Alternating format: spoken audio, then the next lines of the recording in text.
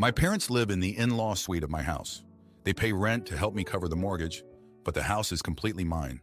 Their rent is $600 a month, which includes all utilities, including internet and streaming services. My older sister is pregnant again, yay, and she needs a place to stay as her baby daddy bailed out and moved back to Romania without her. My parents agreed to let her stay with them. They did not ask me, but like I said, they pay rent and can do as they wish with their living area. My parents have full run of my house except for my bedroom and my office. My dad likes to putter in the garage and play with my dog. My mom likes to bake in my kitchen and work in the garden. The basement has a kitchen, but it is small and mine is just better all around. Nope, they want me to baby-proof my levels of the house. I asked why I would need to do this, as the kids would 100% not be in my area. My mom said that it would not be fair to keep the kids cooped up in the basement all day. I said that there was a huge yard and sunroom for them to spend time in if they really wanted. My sister said that she couldn't spend all her time cramped up like that with 3 kids.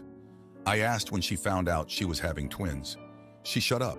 I dragged it out of them that she was planning on watching her friend's toddler for money. I said I did not have insurance for her to run a business out of my house. She said it was all under the table and that she needed money. This was when I said that I would be taking the keys to my area back from my parents, and I was also going to change the locks.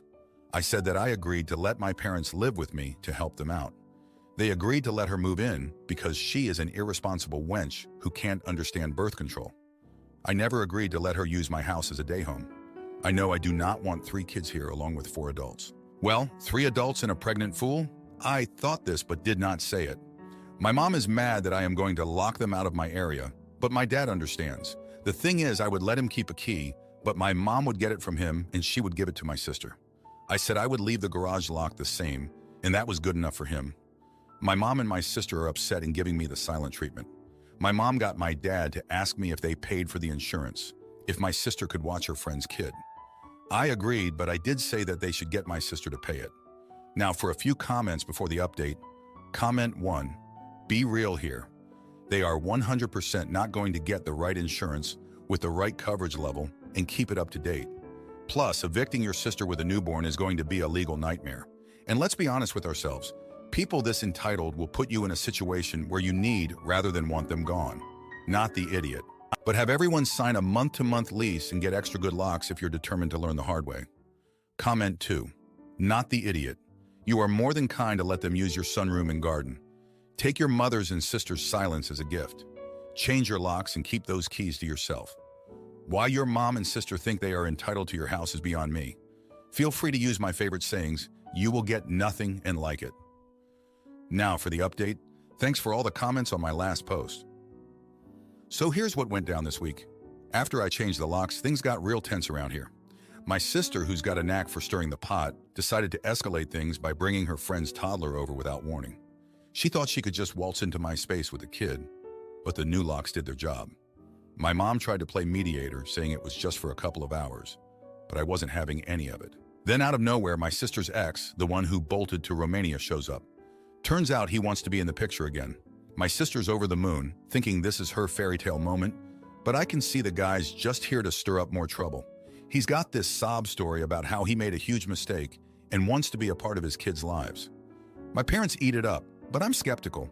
Sure enough, a couple of days later, I overhear him on the phone talking about how he's only back to convince my sister to sell her share of our late grandma's house, which she inherited but never mentioned to us. I confront him and it gets ugly.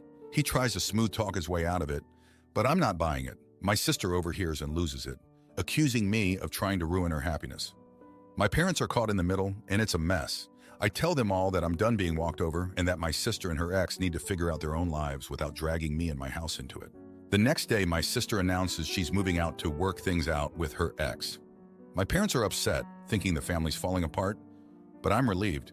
I thought that was the end of it, but no, the toddler's mom shows up, furious about not being able to reach my sister. She threatens to sue for breach of their under-the-table deal. I manage to calm her down, explaining the situation, and she leaves without causing more drama. Just when I think I can catch a break, my dad slips in the garage and hurts his back. He's stubborn, doesn't want to go to the doctor, but I insist. Turns out he needs surgery, and guess who's the only one with a flexible enough schedule to take him to his appointments? Yep, me. So now I'm juggling work, taking care of my dad, and dealing with the fallout of my sister's drama. In the midst of all this, my mom tries to smooth things over by baking my favorite pie, but it's not enough to fix the tension. I appreciate the gesture, but it feels like a band-aid on a bullet wound. My dad's surgery goes well, thankfully, and he's on the mend, but it's a slow process, and I'm the one helping him through his recovery. To top it all off, my sister's ex comes back, tail between his legs, saying things didn't work out, and he's leaving for good this time. My sister's devastated, and my parents are trying to comfort her, but I'm just done with the whole circus. I help out where I can, but I make it clear that my generosity has limits. By the end of the week, my sister decides to move in with a friend, my dad's recovering, and the house is quieter. It's not exactly peace, but it's a start. I'm just hoping next week is a little less eventful. Thanks for reading. My mother oversteps with my baby and threatens to sue for grandparents' rights. So I cut her off and show her who's boss by moving out in the dead of night with my family and leaving her to stew in her own toxicity. I, female 23 years old, and my husband, male 24 years old, welcomed our baby, male, in September of last year. We moved from his hometown to mine in January in hopes of saving up to buy a house. We moved in with my mom, female 50 years old, something she very enthusiastically agreed to. Throughout our few months, she's been a little weird. She's constantly checking to see if he has teeth, pushing for us to stop feeding him milk, tries to give him really complicated food like candy yams. Her defense is, "I did it with you and you survived." Most recently, she was holding him and playfully asked him if he wanted water, in which I responded, "Do not give him water, Mom."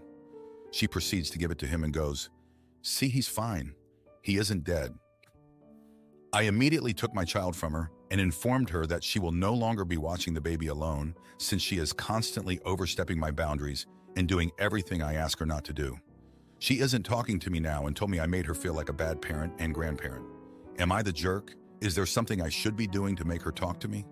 Edit, I pay half the mortgage, utilities, buy my own food to cook with. I don't rely on her for childcare. Just want to clear that up since I'm seeing a few comments about it. Update, whoa, I did not realize how divided the internet was on parenting. And I'm seeing this on blogs. That's insane to me as I'm from a pretty small town. First off, obviously info is somewhat off and every aspect of my situation isn't posted here, so advice is being taken with a grain of salt. Secondly, everyone had fair points. Some had good advice, others had perspectives I never thought about. With that being said, Mom and I had a conversation last night. She started off defensive, telling me I was showing her that her tricks and advice weren't right. I showed her some articles and voiced my concerns. I let her know that I'm not telling her she did a bad job raising us, but times and rules changed. Someone pointed out that car seats weren't big back then, and now it's the law to have your child in one. After a 30-minute conversation, we got to the root of the problem. She feels like she did a bad job raising her kids. I assured her she didn't, and that I respect and appreciate everything she was able to do for us growing up. But it's my turn to raise the child and her turn to relax and enjoy the perks of having grown children and grandkids now. So all is well. She knows I wasn't mad about the water, just that it felt like she did it to prove a point. Side note, I love my mom, and I would never just jump to banning her from enjoying her first grandson. She's my world, after my husband and son, and once again, I love her dearly. Now for a few comments before the update. Comment 1, not the idiot. She's just emotionally immature and placed you in a role of daughter. Still, instead of seeing you for the grown woman and mother, you are now. You're validated in worrying about your baby being internally drowned in a water-to-nutrients ratio. That is a thing. Babies can have too much water via water intoxication. It is dangerous. I think it would be better to leave. As long as you're under her roof, she will see you as her daughter, and not a grown woman because she's emotionally immature and has her own growing to do through her emotional wounds. How do I know this? She got defensive and turned herself into the victim when your baby could have been hurt. Get out. Comment 2, not the idiot. You should look for the Reddit post about the mother-in-law who decided that coconut oil on a baby's head, who is allergic to coconut, is fine. The baby died. Not only did the mother-in-law put coconut oil on the baby's head, she also gave the baby Benadryl so it would sleep through all the pain. She ended the life of this lady's baby because she thought she knew what was best, because she put coconut oil on her kid's head. Now for the update, thanks for sticking around for more of my family drama. So after that whole water incident with my mom, things took a turn for the worse. I thought we had reached an understanding, but boy was I wrong. Last week, my husband got a job offer he couldn't refuse, but it was in another state. We were thrilled, but it meant we had to move out of my mom's place sooner than expected. I broke the news to her, expecting some support, but instead, she exploded. She accused us of using her and said we were ungrateful. It was like a switch had flipped. She went from being slightly overbearing to outright hostile. She even threatened to sue us for grandparents' rights to see her grandson, which was ridiculous because we never said she couldn't see him. Amid packing, she started bringing up old family secrets to hurt us. Turns out, she had been holding on to resentment from when I was a teenager. I had run away from home for a night, and she never forgave me for the scare I gave her. She threw that in my face, saying I was always selfish, and I was doing it again by moving away. The next day, while we were out house hunting online, she did something unforgivable. She tried to take our son to her friend's house without telling us. We came back, and they were gone. My heart dropped. We found them eventually, but that was the last straw. I couldn't trust her anymore. We moved out that night, staying at a friend's place until we could leave for the new job. My mom's been calling nonstop, leaving voicemails ranging from tearful apologies to angry rants. I haven't responded. It's clear now that her behavior isn't just about being a doting grandma. It's about control. The move was stressful, but we're settling into our new place now. It's a fresh start for us, and while I'm sad about how things ended with my mom, I know it was the right decision for our family's safety and peace of mind. Thanks for reading. My sister's husband cheats and my mom sneaks around to help him, so I kicked them both out and changed the locks.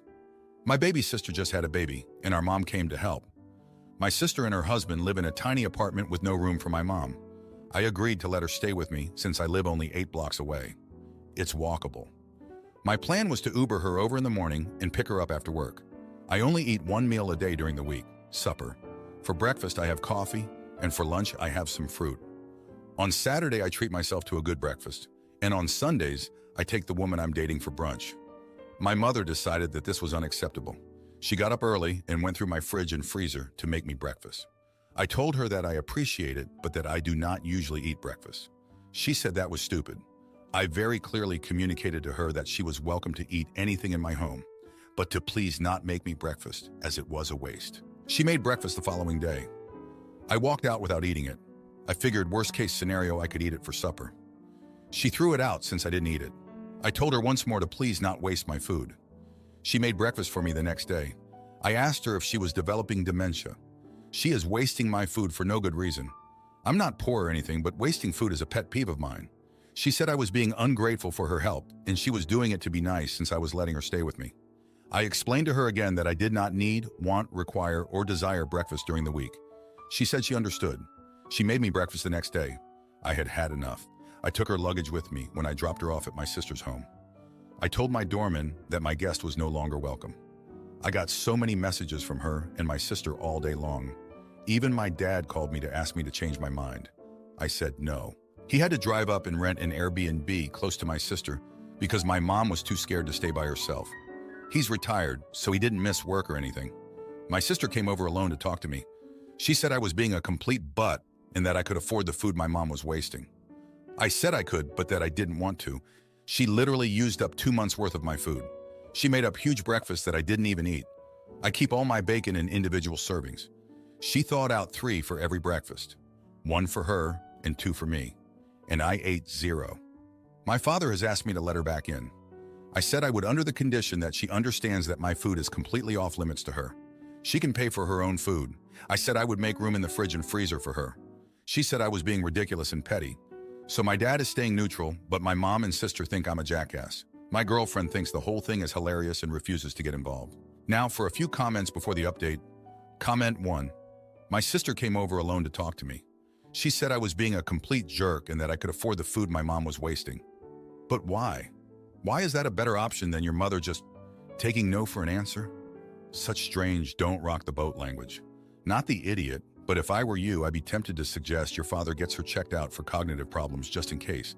The most likely explanation is that she's doing some weird nesting thing triggered by your sister's new motherhood. But it'd be better if she channeled that into something useful, rather than repeatedly wasting large amounts of food. Comment 2. Not the idiot. Sounds more like your mother was initiating a power play, and that she would have continued wasting your food, which she knew bothered you, but that was the point until you gave in. Then she would have won. You throwing her out was inconvenient, so of course you had to be the bad guy. But that shouldn't have been necessary if your mother had been the least bit reasonable. People tend to take the easier route, and asking a reasonable person to give in is much easier than asking an unreasonable person to be reasonable. Now for the update, thanks for all the comments on my last post. Well, things escalated quickly after my mom got the boot from my place. Just when I thought I had a handle on the situation, my sister's husband lost his job. Suddenly, the family drama shifted as they scrambled to figure out their finances with a newborn. My sister, desperate, came to me for help. She asked if they could move in with me temporarily. I was hesitant, but I agreed on one condition. My mom wasn't allowed to step foot in my place. My sister agreed reluctantly. The first few days were a mess. My sister and her husband were arguing nonstop, the baby was crying, and I was trying to maintain some semblance of normalcy. Then one evening, I came home to find my mom in my kitchen cooking. She had snuck in using my sister's key. I was livid. I felt betrayed by my sister and furious at my mom for crossing the line again. But then my mom dropped the news. She confessed that she had been secretly helping my sister's husband with job interviews, tweaking his resume, and even reaching out to her old contacts. She had been coming over early to cook him a hearty breakfast before his interviews. It turned out he had just landed a job, thanks in part to her efforts. I was torn. On one hand, my mom had gone behind my back, but on the other, she had helped my sister's family in a significant way. I felt weak and desperate, but I couldn't stay mad. I forgave her, even though it made me look like a pushover to my girlfriend, who couldn't believe I caved. Just as things were settling down, my sister found some texts on her husband's phone. They were from an old girlfriend, and they weren't innocent. My sister was devastated. She confronted him, and he admitted to a brief affair while he was unemployed. The stress, he said, had driven him to it. The house was in chaos. My sister was heartbroken, my mom was trying to mediate, and I was stuck in the middle of it all. I wanted to throw him out, but my sister begged me not to. She wanted to work things out for the sake of their child. In the end, they decided to go to counseling. It was a tough pill to swallow watching them try to patch things up after what he did. But it wasn't my call to make. I had to respect my sister's wishes, even if I didn't agree with them. Thanks for reading. If you like this video, you'll probably like these too. Also, while you're here, please consider subscribing. It's your support that keeps this channel alive and allows me to make better and longer videos. Have a great day!